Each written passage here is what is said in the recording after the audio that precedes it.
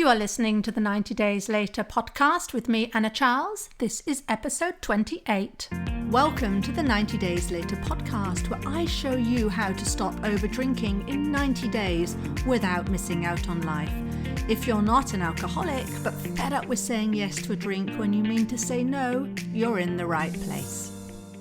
Why, hello everybody. I hope you're doing well. Summer has finally arrived here, so that is splendid.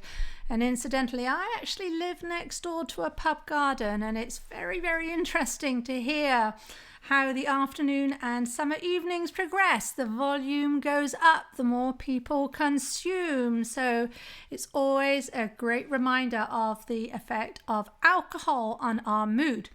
Anyhow, today I've chosen to explore rather actually an intriguing topic, and one that really helped me and applied to me as I was going through and changing my relationship with alcohol. And that's on the topic of perfectionism. And rather more specifically on the idea that we're told from we're knee high to a grasshopper, as they say, practice makes perfect.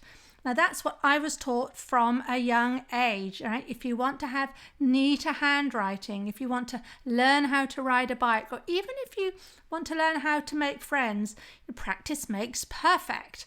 And it was always meant in the most motivational way. And there's no doubt, right, that it can be true, that you can, through practice, get perfect at something.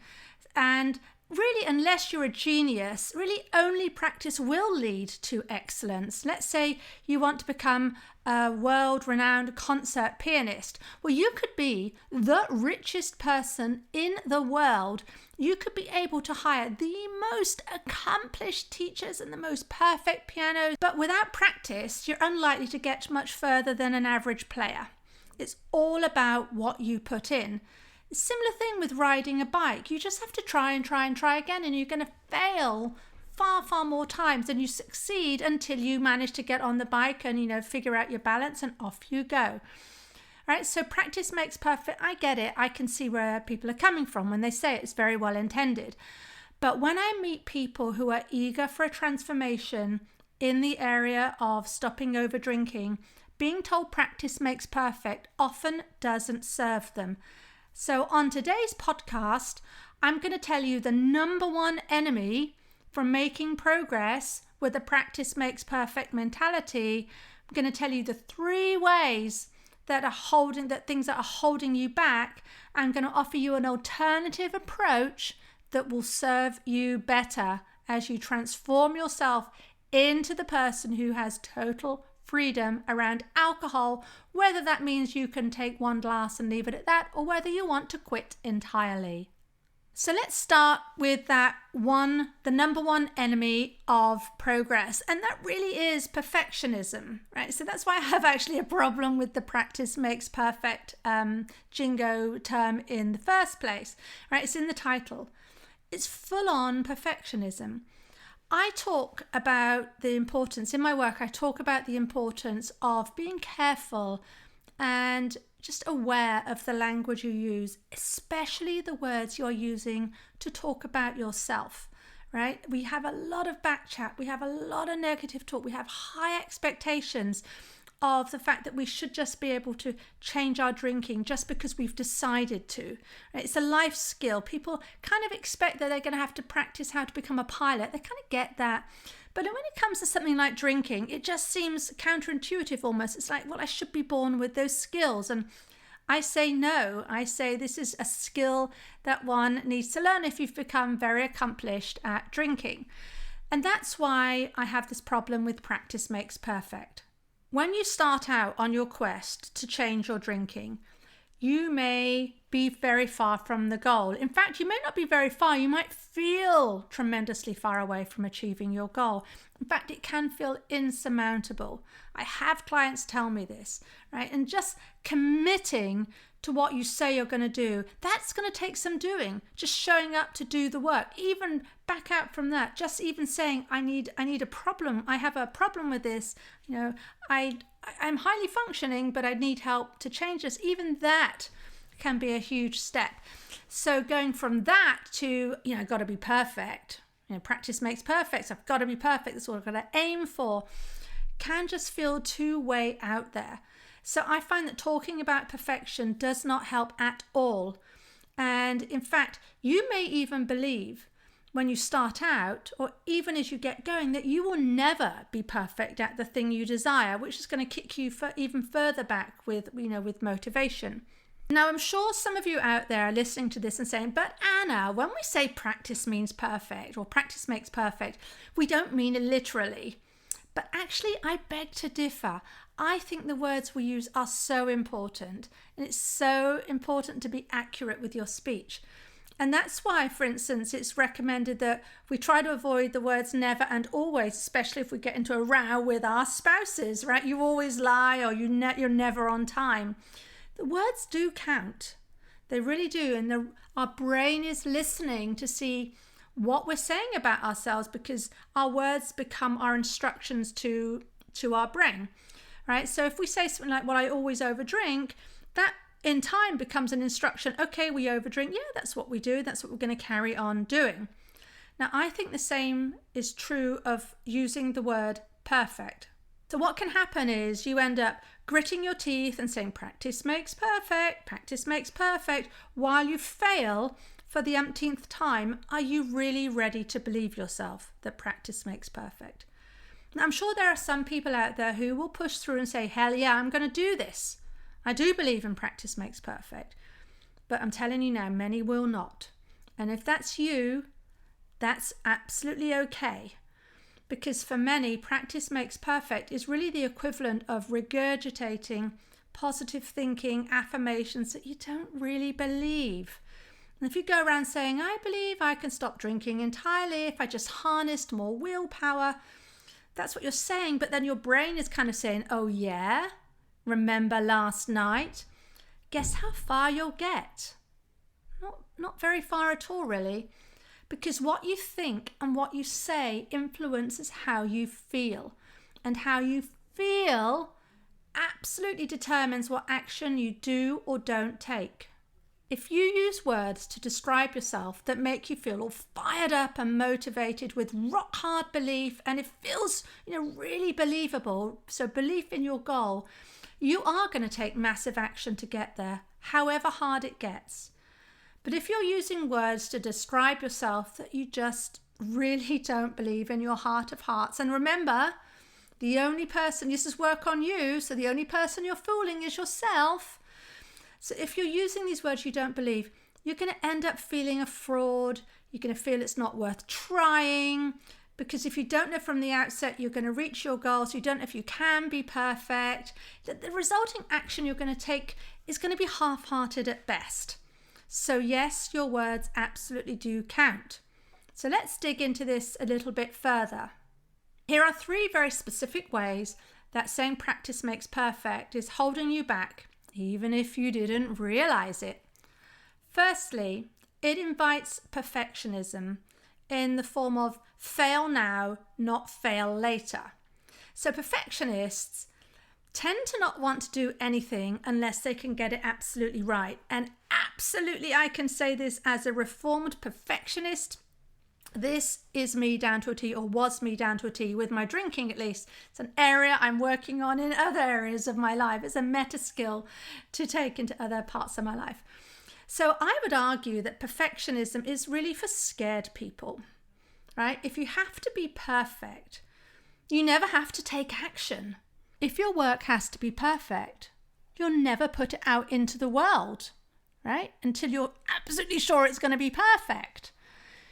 If you have to be perfect, you're going to protect yourself from anyone being able to criticize you. So it's easier to not finish your book rather than risk having someone tell you how much they hate it. It's easier to keep on drinking than tell people you want to cut back and risk feeling hurt when they call you boring. It's easier to keep on drinking rather than say you're going to do it and then you drink and then you feel you let yourself down. By avoiding mistakes, perfectionists avoid the opportunity to become stronger and to learn from making those mistakes in the first place. So many times we spend so much energy worrying that we are going to fail. But each failure is just another opportunity to learn what didn't work. And I have actually a podcast specifically on this called 100 Fails. So by insisting on perfectionism and hiding behind this, and I will challenge you that you are hiding behind this when you say you're a perfectionist, perfectionists end up getting better at failing ahead of time. You get better at doing the exact opposite of what you want. See how messed up that is? Right, so that was the first point. The second reason why practice makes perfect is holding you back is it leads to procrastination. If perfectionism was about avoiding failure, procrastination gives you reasons and proof why this makes sense. All right, so now you're going to say, yeah, it makes sense that we don't take action until we're perfect. It's like a deal with yourself that you will do the work, but only when certain conditions are met. You're going to put off your changing your drinking until there's less stress in your life. And, that can seem really very reasonable and very sensible. Think twice about it. You can put off studying the book on the syllabus that you have for your night school until you're in a really quiet space, which might mean you have to wait 6 months to get to that point. You can put off starting your exercise regime until the weather's pleasant, right? So these are all conditions that we're putting on ourselves. You put off writing your book until you have a clear 2 hours ahead of you, rather than snatching 30 minutes here or there. But these are all excuses. You still end up doing nothing, right? Just like in that first point.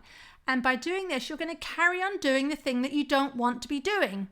So by doing nothing about your over drinking, because you're afraid of failing in point 1, and because you're waiting for this perfect scenario, or even a half decent set of conditions that you think will make it successful yourself, in the meantime, you're going to be carrying on over drinking and getting better at the habit of over drinking, which is the reverse of what you want.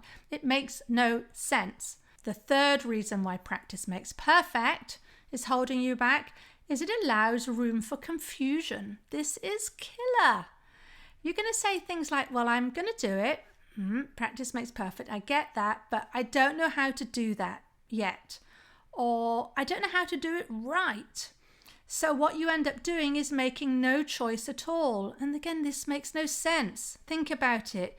You didn't know how to do many things that you do now. You didn't know how to be a mother when you first had your first child. You didn't know how to drive a car on your first lesson. You don't know how to do being married when you accept a proposal. In each of these cases, you accepted you'll take the steps you need to figure it out. So why not with your goal of stopping over drinking? And I'll tell you why. Because it's less risky to do nothing. It's less risky because you don't risk letting yourself down again, right? We're afraid of that emotional reaction. We're afraid of failing. So we just don't do anything in the meantime. We allow ourselves to be confused about what it means when all these emotions that come up, and I don't know how to handle that when I'm not drinking, right? And I would add that when it comes to over drinking, that is something I can help with. So I can actually help you dispel all confusion. I do have a process that I'll take you through. It's not easy, but it is simple. I know the steps to help you reach your goal the quickest. But now let me move on to, I promised an alternative approach that serves you better than practice makes perfect. And here it is. Practice makes efficient. You probably could have guessed that is the title of the podcast. But I wanted to build that up with a little drum roll. So if practice makes perfect doesn't work, practice makes efficient is a really, really good alternative. And I say that, and I believe it's something that you'll be able to buy into because you already know this works. Right? I don't know a single person who doesn't claim to have a bad habit or two. Now think about it. We don't choose these habits, right? You don't aim to be perfect at biting your nails or saying you're tired every time you reach the hard stage of a project. You don't aim to be perfect at over drinking, right? But we certainly get very efficient at doing all of these things. the more we do them, right? So the more we practice over drinking, the more efficient we get at it, because there's less time, less brain power involved between you coming in from work and pouring that drink, if that's what you've done, every day for the last whatever number of years of your life. Now, often we aren't even making conscious decisions about this behavior. We're just super, super efficient. So if you are drinking white wine every evening, you're practicing getting better at drinking white wine. If you keep on giving up on yourself every time it gets hard when you try to stop over drinking, you're practicing getting better at giving up on yourself. And here's a further extension of that. If you keep on justifying to yourself why you're giving up on yourself, you are simply practicing the skill to help you give up when things get tough in the future. So practice makes efficient. We know it for all the stuff we don't want to be doing. So on the flip side, practice makes efficient for all the stuff, all the good stuff we want to be doing. So I'm a pretty competent driver. I wouldn't win any awards probably. I'm not the safest maybe, certainly not the fastest. I'm certainly not a perfect driver by anyone's standard, but by practicing I have become efficient at it. I've become efficient also at learning how to improve. And that's okay. I don't need to be perfect. So what you want to do is to build up the experience of having a go at whatever it is you want to do. And for my clients, that's having a go at feeling the urges in order to give up over drinking. To become efficient at something, you need to do it. So practice makes efficient tells your brain that that's all you're doing. You're giving it a go. We're not talking about perfectionism here. It doesn't matter if you don't know what you're doing to start with. You're going to figure it out. You're giving it a go and you're getting better and more efficient at figuring it out. This also, by the way, gives yourself permission to ask if you're getting the result you want. If not, change approach and have another go. Practice makes efficient. So I'm going to end with the 3 reasons why practice makes efficient makes so much more sense. Firstly, you may not need perfection. I alluded to that just now in the driving example. So don't tell yourself that you do. Don't use this as a crutch or an excuse to not take action, right? You can still get perfect. You can become perfect at something, sure, but you may not need to. And certainly when it comes to over drinking, I'd much rather have you taking consolidated, massive action, failing and learn from it than trying to wait till you're perfect and in the end doing nothing. Secondly, you may not be able to attain perfection even if you wanted to. And I would actually argue, ask, what is perfection anyway? This prevents, just thinking this alone, it prevents so much stress and so much beating yourself up. When you stop tensing up because you've got to be perfect, you may surprise yourself as to what you're capable of doing. You may find, actually, that you're a lot better at something than you'd have ever thought possible. I see this all the time as people change their habits around drinking. Thirdly, it's more important to get efficient at doing things than not doing anything at all. Any hint of perfectionism that stops you taking action needs to be eliminated. So instead of getting efficient at putting things off, making the effort, then get efficient at giving it a go. And it's giving it a go that's going to lead to success. As they would say in Only Fools and Horses, it makes sense. Now, I realise that was a very localised example there. Anybody in the UK will get that, and apologies for anybody else who doesn't. Okay, so we've come to the end here. So in summary, it's so important to watch your words and how you talk about yourself and in what you do. So ditch practice makes perfect and try practice makes efficient instead. Get better at doing than aiming for perfection and not taking action. And if you want to get started, you want to practice getting started, you want to practice taking action and achieve your goal of stopping over drinking, the fastest way to do it is with a coach. And that's me. I can help. So go to 90dayslater.co and click on the blue button. There's a blue call button and we can arrange a call to chat about your situation. Alternatively, you can email me at anna@90dayslater.co. Don't wait for the perfect time. Do it now. Okay, that's it for now, and I'll see you next week. If you like what you're learning in the podcast and you want to take the work further and achieve total freedom around alcohol, let's talk. I help my clients stop reaching for that first glass of wine the moment 6 p.m. rolls around and they don't miss out on life. And we do it in 90 days. The effect is permanent. Email me for more information on anna@90dayslater.co. And if you did enjoy the show, I'd really appreciate if you'd leave a rating and review to help others find the 90 Days Later podcast.